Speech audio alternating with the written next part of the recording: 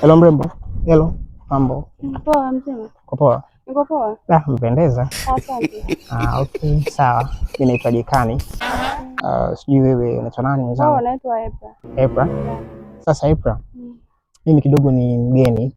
Nimetoka jana South Africa. Nilikuwa South Africa jana, nimekuja na brother yangu kidogo kutembea. Kwa hiyo pale nyumbani pale na tunatafuta mtu kidogo angalau kutufulia nguo, kufanya usafi, unaelewa?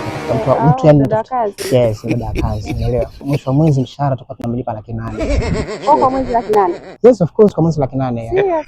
Of course, yeah. Kama 800,000. Naweza ngafanya hata nini? Okay. Unaweza kuniachia hata mawasiliano yako ili baadaye hata nikupigie simu uje uone mazingira pale. Okay, andika namba yangu. Namba boss.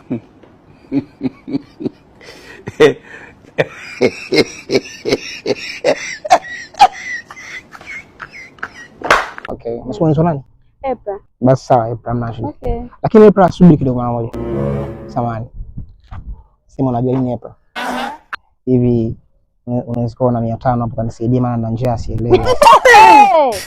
I know. Mimi nikupe 500? Sasa kama toka South wewe? Unajua tu kuna ile swaga tu.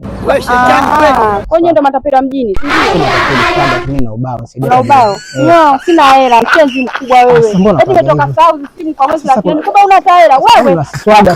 Swaga tu.